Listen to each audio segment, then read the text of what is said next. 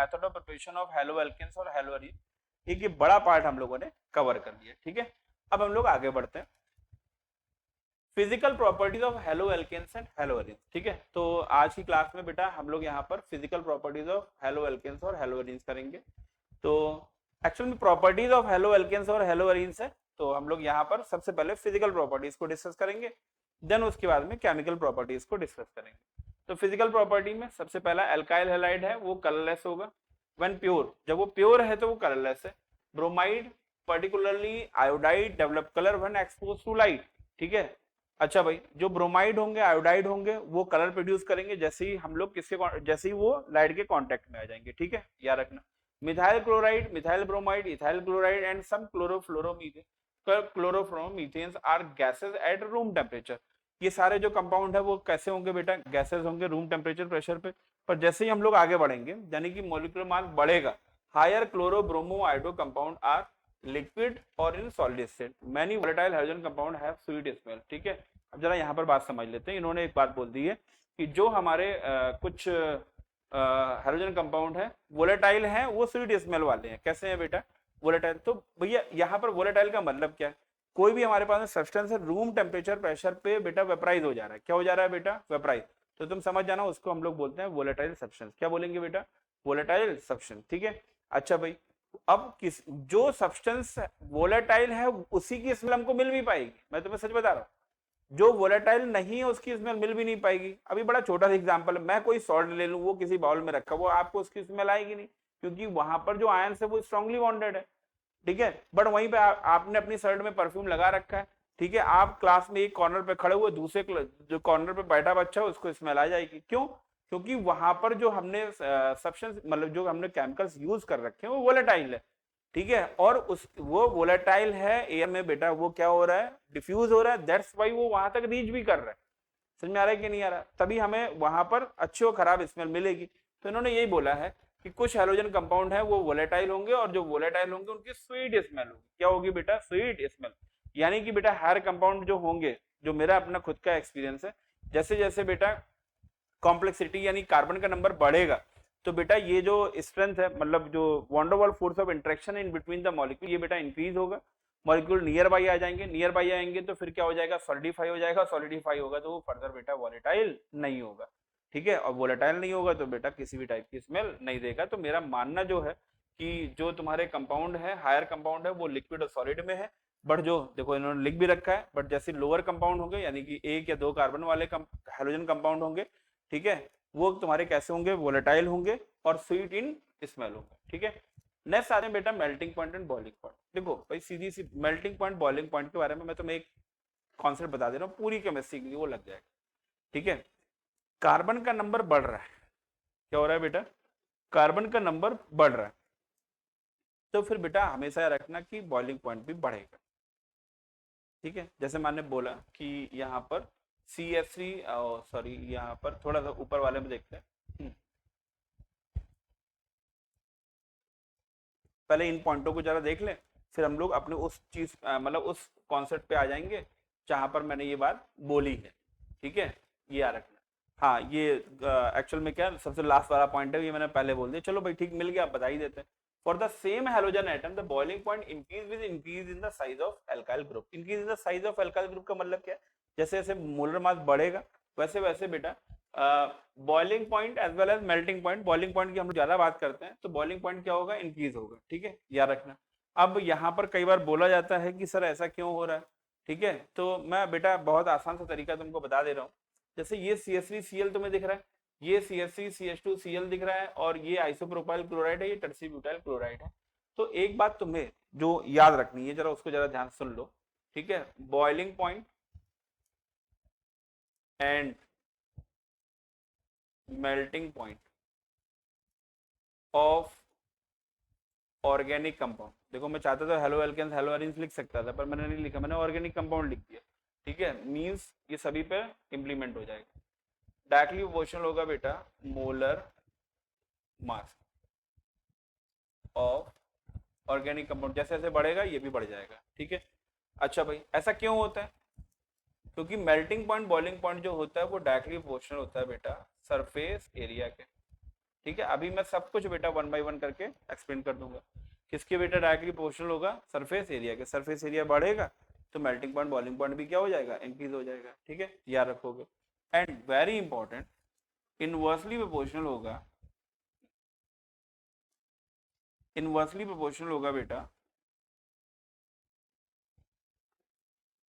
Branching of organic compound, यानी कि branching जैसे जैसे क्या होगी, इंक्रीज होगी, मेल्टिंग पॉइंट बॉइलिंग पॉइंट क्या हो जाएगा, डिक्रीज हो जाएगा। क्योंकि बेटा ब्रांचिंग इंक्रीज होने पे क्या होता है, सरफेस एरिया होता है वो डिक्रीज हो जाता है। तो जब सरफेस एरिया डिक्रीज हो जाएगा तो फिर ये चीजें गड़बड़ होने लगती है। यानी कि ओवरऑल बेटा आप किसी भी तरीके से सरफेस एरिया बेटा मॉलिक्यूल का बढ़ा दो तो मेल्टिंग पॉइंट बॉइलिंग पॉइंट बढ़ जाएगा। ठीक है, अच्छा भाई अब मैं इसको जरा एक्सप्लेन कर देता हूँ, उसको जरा हम लोग समझ लेते हैं। जैसे मान लो बेटा मैं दो कंपाउंड लेता हूँ, उससे तुम्हें समझ में आ जाएगा। ठीक है, ये तुम्हारा CH3Cl और यहाँ पर ये CH3CH2Cl है। ठीक है, अच्छा भाई इसको मैं थोड़ा सा यहाँ पे डिजाइन कर ले ड्रॉ कर लेता हूँ, ये और ये बेटा कार्बन कार्बन और ये बेटा Cl। इसी के जैसा दूसरा मॉलिक्यूल ये मैं लेके आ गया, यहाँ पर बेटा देखो लेके आ गया। अब तुमको ये मालूम है मॉलिक्यूल मॉलिक्यूल में एक टाइप का बेटा जब ये एक सर्टेन लिमिट तक ये पास में आ जाते हैं तो इनमें एक फोर्स ऑफ अट्रैक्शन होता है। ठीक है, मॉलिक्यूल्स में भी। कहेंगे सर ये तो कभी सुना नहीं, नहीं बेटा सुना नहीं है कोई बात नहीं है, आप सुन लो। ठीक है, चार्ज पार्टिकल है तो भी उनके बीच में अट्रैक्शन होता है, बस हाँ सिमिलर चार्ज पार्टिकल होंगे तो रिपल्शन होगा। दो मॉलिक्यूल है उनके बीच में भी रिपल्शन मतलब अट्रैक्शन होगा। इसी अट्रैक्शन को हम लोग बोलते हैं van der Waals force of attraction. क्या बोलेंगे बेटा, van der Waals force of attraction. तो आपने यहाँ पर देखा कि ये कार्बन क्लोरीन सिर्फ एक ही कार्बन का। ठीक है, अब एक ही कार्बन का तो जो van der Waals force of attraction है वो यहाँ पर होगा। समझ में आया कि नहीं आया। अब यहाँ पे दो कार्बन का हो गया तो एक बार इंटरेक्शन यहाँ होगा और एक बार इंटरेक्शन बेटा इन कार्बन के बीच में होगा। ठीक है कि नहीं, तो यहाँ पर कार्बन का नंबर इंक्रीज हुआ, वॉन डेर वाल्स इंटरेक्शन भी क्या हो गया, इंक्रीज हो गया। और ये वॉन डेर वाल्स इंटरेक्शन क्यों इंक्रीज हो रहा है, क्योंकि कार्बन का नंबर क्या हो रहा है, इंक्रीज हो रहा है, यानी सरफेस एरिया क्या हो रहा है, इंक्रीज हो रहा है, इसलिए बेटा ये बातें हो रही। ठीक है, तो कार्बन का नंबर बढ़ेगा, सरफेस एरिया क्या होगा, इंक्रीज होगा, सरफेस एरिया इंक्रीज होगा तो वॉन डेर वाल्स इंटरेक्शन क्या होगा, इंक्रीज होगा, यानी कि दो लेयर्स जो होंगी वो पास पास में आ जाएंगी। ठीक है, और जब दो लेयर बेटा पास पास में आ गई तो उनको सेपरेट करना यानी अलग अलग करना, अब आपको ज्यादा एनर्जी वेस्ट करनी पड़ेगी। समझ में आ रहा है कि नहीं आ रहा है, इसलिए बेटा इसका जो बॉइलिंग पॉइंट होता है वो क्या कर जाएगा, मोलर मास के इंक्रीज करने पे राइज कर जाएगा। समझ में आ रहा है कि नहीं आ रहा है, ये पॉइंट याद रखना। और ये बेटा बहुत अच्छे से रिलेशन याद करके रखना। ठीक है, तो जैसे जैसे मोलर मास इंक्रीज होगा सरफेस एरिया इंक्रीज होगा, वॉन डेर वाल्स इंटरेक्शन क्या होंगे, इंक्रीज हो जाएंगे, मेल्टिंग पॉइंट बॉइलिंग पॉइंट दोनों बेटा क्या हो जाएगा, राइज कर जाएगा।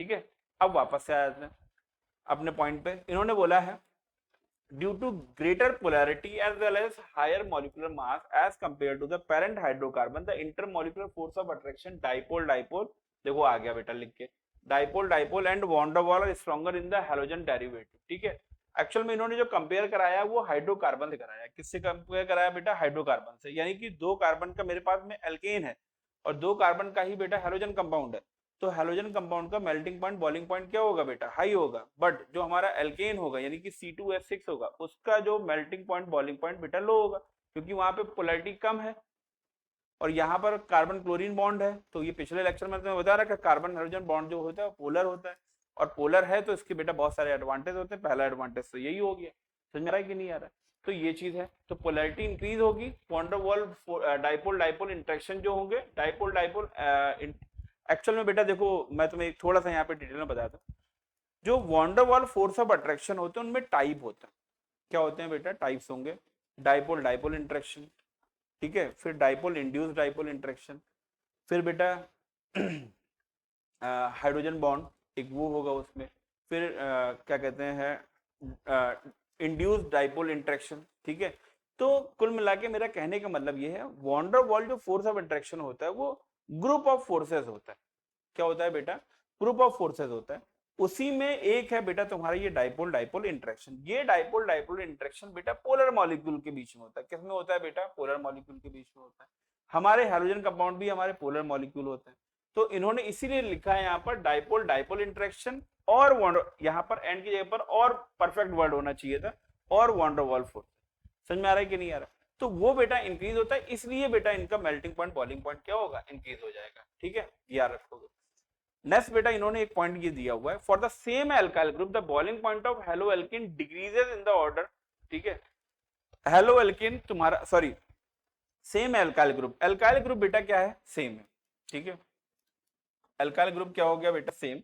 The boiling point of haloalkane decreases, this is because increase in the size and mass of the halogen, ठीक है। अब जरा यहाँ पर देख लो, CH3I, CH3Br, CH3Cl, CH3F, ये होगा बेटा decreasing order of boiling point of halogen compound, ठीक है, ये याद रखना। अब इन्होंने क्या किया, एल्काइल ग्रुप को सेम कर दिया, हेलोजन को चेंज कर दिया। क्या कर दिया बेटा, हेलोजन को चेंज किया। भाई अभी इससे पहले जो हम लोगों ने पढ़ा था, वहां पर बेटा मास नंबर, मतलब मॉलिक्यूलर मास हम लोग क्या कर रहे थे, इंक्रीज कर रहे थे। क्या कर रहे थे बेटा, मॉलिक्यूलर मास क्या कर रहे थे, इंक्रीज कर रहे थे। किसका, यानी एल्काइल ग्रुप का साइज बढ़ा रहे थे, यानी एल्काइल ग्रुप चेंज कर रहे थे। तो वहां पे मेल्टिंग पॉइंट, बॉइलिंग पॉइंट बेटा राइज कर गया था। यहाँ पर क्या है, एल्काइल ग्रुप जो है उसका नेचर सेम कर दिया है, यानी कि तुम एक कार्बन का ले लो, दो कार्बन का ले लो, इन्होंने एक कार्बन का ले रखा है, ठीक है। उसके बाद में हेलोजन एटम चेंज कर दिया, I, Br, Cl और F। यहाँ पर ऐसा नहीं था, ठीक है। यहाँ पर आप देखो Cl, तीनों में क्या, सॉरी जो चारों थे उसमें Cl था, यहाँ पर ये डिफरेंट हो गया। यहाँ पर I है, Br है, Cl है, और बेटा ये क्या है, F है। समझ में आ रहा है कि नहीं यार। तो ऐसे करके बेटा हम लोगों ने क्या किया है, यहाँ पर इस तरीके से इसको अरेंज किया। तो इन्होंने ये बोला है कि जब एल्काइल ग्रुप सेम होगा और हेलोजन चेंज होगा, उस केस में जितना ज्यादा बड़ा हमारा हेलोजन एटम होगा, समझ जाना उसका मेल्टिंग पॉइंट, बॉइलिंग पॉइंट भी उतना ही ग्रेटर होगा, ठीक है। याद रखना, क्यों भाई, पोलैरिटी बढ़ जाएगी, ठीक है, याद रखना। रीजन क्या दिया है, साइज और मास बढ़ने की वजह से जो मैग्नीट्यूड है वॉन्डरवॉल फोर्स ऑफ इंट्रैक्शन, वो क्या हो जाएगा, इंक्रीज हो जाएगा। इसलिए बेटा वो जो हमारे पास में आयोडो वाले कंपाउंड होंगे, उनका बेटा जो मेल्टिंग पॉइंट है, बॉइलिंग पॉइंट क्या हो जाएगा, राइज कर जाएगा, और फ्लोरो वाले कंपाउंड का बेटा कम हो जाएगा। कीवर्ड क्या है बेटा, साइज, मास, और ये इंक्रीज होगा तो मैग्नीट्यूड ऑफ वॉन्डरवॉल इंट्रैक्शन भी क्या हो जाएगा, इंक्रीज हो जाएगा, ठीक है। ये बात याद रखना। ये जो तुम्हारा ऑर्डर लिखा हुआ है, डिक्रीजिंग ऑर्डर में लिखा हुआ है, ठीक है। अच्छा भाई आगे बढ़ते हैं। हाँ अब देखो ये वाला पॉइंट, ब्रांचिंग के इंक्रीज होने पे मेल्टिंग पॉइंट, बॉइलिंग पॉइंट बेटा डिक्रीज होगा। ब्रांचिंग बढ़ेगी तो मेल्टिंग पॉइंट, बॉइलिंग पॉइंट क्या हो जाएगा, डिक्रीज हो जाएगा। उसी का एप्लीकेशन है बेटा ये वाला हमारा पॉइंट नंबर 7। इन्होंने ये बोला है कि boiling point of isomeric alkyl halide, the boiling point decreases with branching. जैसे जैसे ब्रांचिंग क्या होगी, इंक्रीज होगी, वैसे वैसे मेल्टिंग पॉइंट, बॉइलिंग पॉइंट भी क्या हो जाएगा, डिक्रीज हो जाएगा। अब आप जरा देखो, यहाँ पर ये सारे कार्बन स्ट्रेट चेन में, यहाँ पर एक ब्रांचिंग हो गई, यहाँ पर बेटा दो ब्रांचिंग हो गई, यहाँ पर और ज्यादा हो गई है, ठीक है। जिन बच्चों को दिक्कत हो रही है तो उनके लिए मैं ये कर दे रहा हूँ। ये देखो बेटा कितने कार्बन हो गए, 3 और 1 4, ये Cl हो गया। यहाँ पर आ जाओ, ठीक है, कार्बन कार्बन, फिर ये एक C हो गया, फिर ये C, फिर ये C हो गया, 1 2 3 4,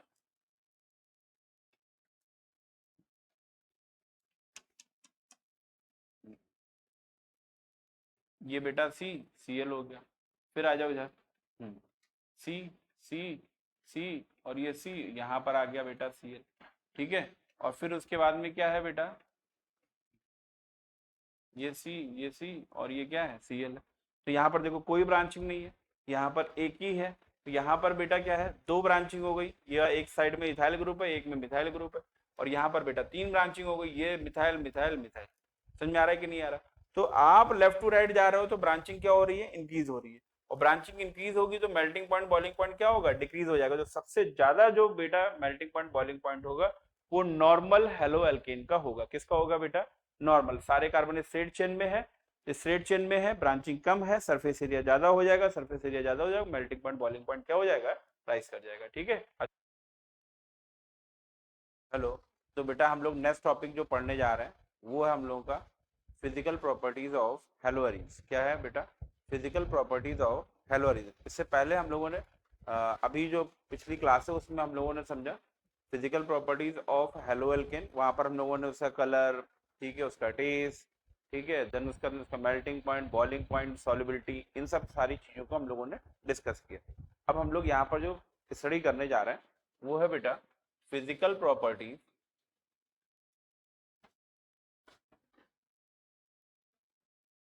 physical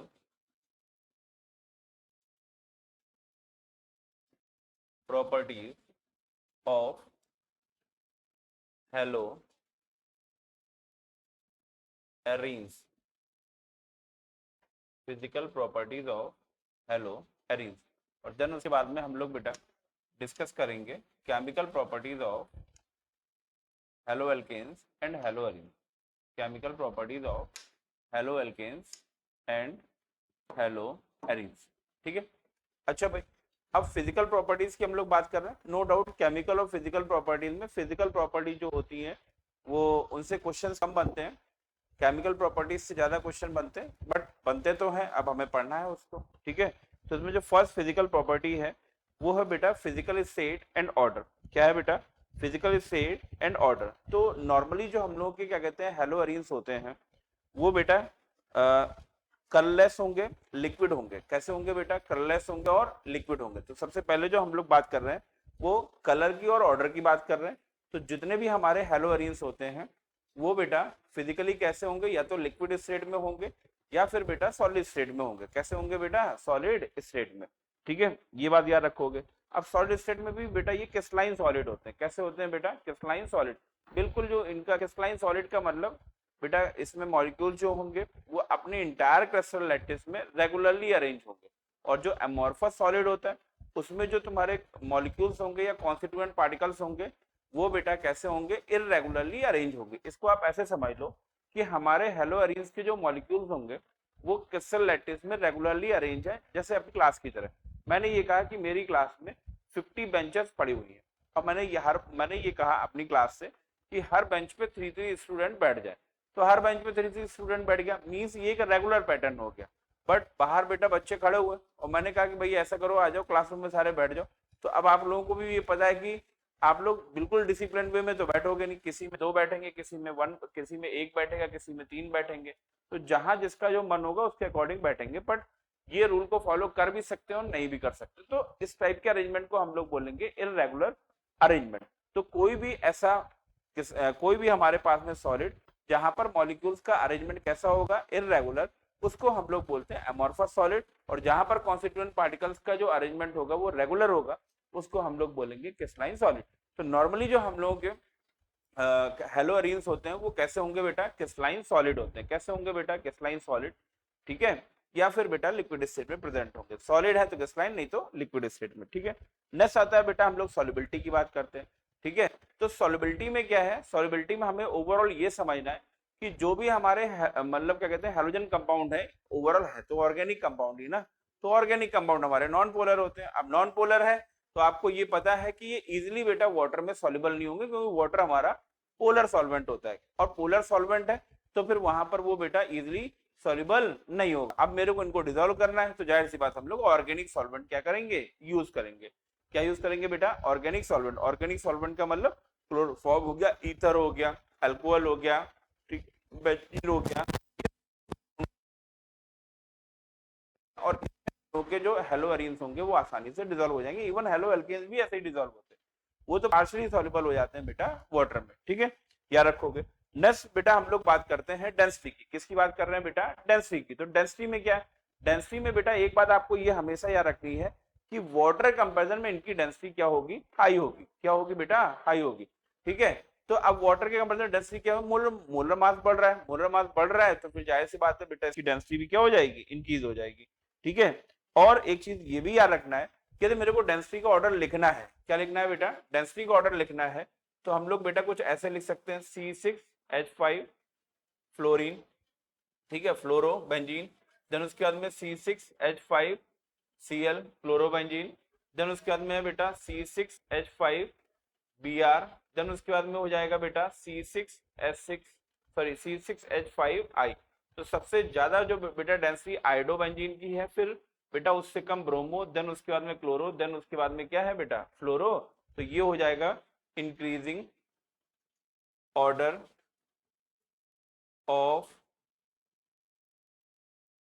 density of haloarenes. ठीक है, ये बात आप याद रखो। ठीक है यार। अच्छा भाई, नेक्स्ट आता है बेटा melting point and boiling point. अगला टॉपिक है हम लोगों का physical properties of haloarenes और हेलो एरीन्स में, वो है melting point, melting point and boiling point. ठीक है, क्या है बेटा? Melting point and boiling point. ठीक। अच्छा भाई, मैंने आप लोगों को हमेशा से ये बता रखा है, इससे पिछली वाली क्लासों में भी, कि ऑर्गेनिक कंपाउंड का जो मेल्टिंग पॉइंट और बॉइलिंग पॉइंट है वो डायरेक्टली और इनडायरेक्टली डिपेंड करता है बेटा सरफेस एरिया पे। किस पे डिपेंड करता है? सरफेस एरिया पे। सरफेस एरिया जितना ज्यादा होगा, उनके बीच में बेटा जो van der Waals forces of attraction होंगे वो उतनी ज्यादा होंगे। उतने ज्यादा होंगे तो ये बेटा उतने क्लोजली पैक्ड होंगे, और जब जितने ज्यादा क्लोजली पैक्ड होंगे तो आपको इनको सेपरेट करने के लिए ज्यादा एनर्जी की रिक्वायरमेंट होगी। इसलिए बेटा आप हमेशा याद रखोगे कि जब कभी भी ऑर्गेनिक कंपाउंड कोई भी हो, आपसे मेल्टिंग पॉइंट बॉइलिंग पॉइंट पूछ रहा है, तो पक्की बात है आप उसका क्या देखोगे बेटा?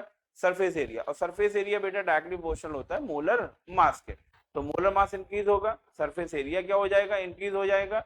और बेटा मेल्टिंग पॉइंट बॉइलिंग पॉइंट दोनों ही क्या हो जाएगा? इंक्रीज हो जाएगा। बस हाँ, एक चीज याद रखोगे कि ब्रांचिंग जो होती है, ब्रांचिंग की वजह से जो सरफेस एरिया होता है वो हमेशा क्या हो जाएगा बेटा? चेंज होगा। यानी कि जैसे जैसे बेटा ब्रांचिंग इंक्रीज होगी वैसे वैसे सरफेस एरिया जो होगा वो डिक्रीज हो जाएगा। और सरफेस एरिया डिक्रीज होने का मतलब है मेल्टिंग पॉइंट बॉइलिंग पॉइंट भी डिक्रीज हो जाएगा। इसीलिए मैंने तुम्हें बताया अभी तक कि जब कभी भी हमारे पास में आइसोमेरिक ऑर्गेनिक कंपाउंड होंगे तो कोई भी ऐसा आइसोमर जहां पे ब्रांचिंग जितनी ज्यादा होगी उसमें सरफेस एरिया उतना कम होगा, और सरफेस एरिया जितना कम होगा उसका मेल्टिंग पॉइंट बॉइलिंग पॉइंट भी उतना ही कम होगा। समझ में आया कि नहीं आया? ये बात याद रखोगे। यानी melting point boiling point directly proportional to surface area, directly proportional to molar mass, and surface area is inversely proportional to branching. ठीक है, ये रिलेशन हम लोग पहले भी कर चुके हैं।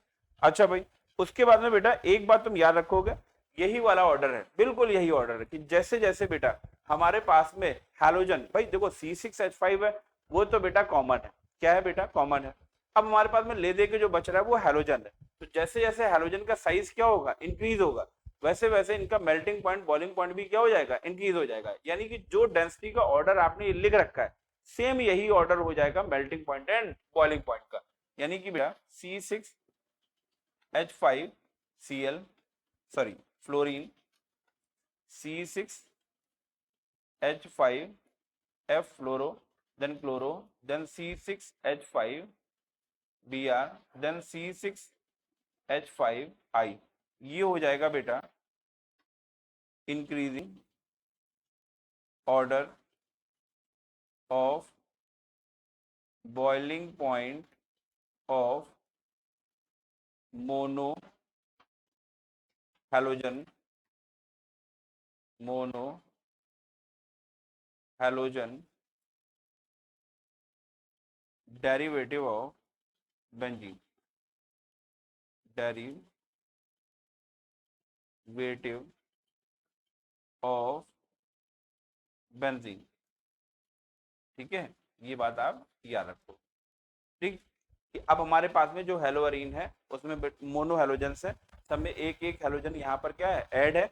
और जैसे वन वन हेलोजन इसमें ऐड है तो जैसे जैसे उसका साइज इंक्रीज होगा मेल्टिंग पॉइंट बॉइलिंग पॉइंट भी क्या हो जाएगा? इंक्रीज हो जाएगा। ठीक है, ये बात याद रखोगे। अब कहेंगे सर पॉली हेलोजन हुआ तो जैसे जैसे हेलोजन का नंबर बेटा क्या होगा? इंक्रीज होगा, मेल्टिंग पॉइंट बॉइलिंग पॉइंट भी क्या हो जाएगा? इंक्रीज हो जाएगा। ठीक है, तो सिलेबस पॉइंट ऑफ व्यू से आपको ये याद रखना है कि जो हमारे पास में डाई हेलोजन होते हैं, क्या होते हैं बेटा? Die halogen. अब डाई हेलोजन में जरा इस चीज को समझ लो, क्या बेटा? Die halogen. ठीक है, हाँ, डाई हेलोजन में देखो ये हमारे पास में ऑर्थो प्रोडक्ट, ठीक है, ये हमारे पास में मेटा प्रोडक्ट, और देन उसके बाद में ये पास हमारे पास हो गया पैरा प्रोडक्ट। ठीक है, ये हमारा फर्स्ट मॉलिक्यूल है, ये हमारा सेकंड मॉलिक्यूल है, और ये हमारा थर्ड मॉलिक्यूल है। ठीक है, यहाँ पर ऑर्थो पोजीशन पे Cl लगा हुआ है इसलिए हम लोग इसको ऑर्थो प्रोडक्ट बोल ले रहे हैं। उसके बाद में यहाँ पे मेटा पोजीशन पे लिखा हुआ है, इसको बेटा हम लोग मेटा प्रोडक्ट कंसीडर किए ले रहे हैं। और देन उसके बाद में ये पैरा पे लिखा हुआ है तो हम लोग लिखेंगे इसको पैरा प्रोडक्ट। ठीक है, यहाँ तक किसी कोई दिक्कत? बोलो भाई। ठीक, अच्छा, अब उसमें तुम्हें एक बात यह याद रखनी है कि जैसे जैसे बेटा, ठीक है, मैंने क्या बोला था? आपका मॉलिक्यूल, भाई ऐसे समझ लो कि सरफेस एरिया ज्यादा, मेल्टिंग पॉइंट बॉइलिंग पॉइंट क्या हो जाएगा? ग्रेटर हो जाएगा। तो यहाँ पर बेटा देखो सरफेस एरिया मोलर मास पे डिपेंड करता है। अब मोलर मास वाला कॉन्सेप्ट तो इधर रह ही नहीं गया क्योंकि ये सारे आइसोमेरिक है। अब ये डिपेंड कर रहा है कि कौन सा मॉलिक्यूल सिमेट्रिकल कितना है, क्योंकि जितना ज्यादा सिमेट्रिकल होगा आप ये याद रखना उसका सरफेस एरिया उतनी ज्यादा होगा और पैकिंग उतनी अच्छी होगी। पैकिंग अच्छी होने का मतलब है मॉलिक्यूल नियर बाई आ जाएंगे, नियर बाई आ जाएंगे तो उनका मेल्टिंग पॉइंट बॉइलिंग पॉइंट क्या हो जाएगा, इंक्रीज हो जाएगा।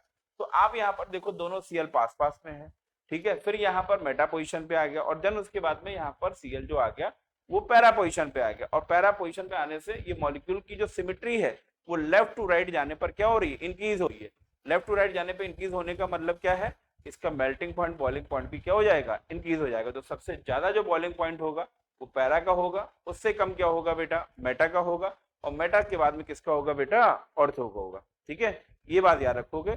बस मॉलिक्यूल सिमेट्रिकल है, सिमेट्रिकल का मतलब है कि आप यहाँ पर ये इस हाफ से कट करो इमेजनरी या इस हाफ से कट करो इमेजनरी, तो मॉलिक्यूल जो होगा वो मिरर इमेज बना रहा होगा। और जितना ज्यादा मॉलिक्यूल में सिमेट्रिकल प्रॉपर्टीज होगी, अब ये याद रखना कि वो जो होगा उसका सरफेस एरिया उतना ज्यादा होगा और पैकिंग जो होगी वो उतनी ही क्या हो जाएगी, आसान हो जाएगी। ठीक है, और पैकिंग आसान का मतलब है मॉलिक्यूल नियर बाई आ जाएंगे। ठीक है, तो यहाँ पर इन तीनों केस में फर्स्ट सेकंड और थर्ड में जो पैरा वाला होगा वो ज्यादा से ज्यादा सिमेट्रिकल है इन दोनों में से, तो यहाँ पर पैकिंग स्ट्रांग होगी। पैकिंग स्ट्रांग का मतलब है क्लोजली पैक्ड हो जाएंगे और पैरा जो आइसोमर होगा उसका मेल्टिंग पॉइंट बॉइलिंग पॉइंट क्या हो जाएगा, इंक्रीज हो जाएगा। ठीक है, ये बात याद रखोगे।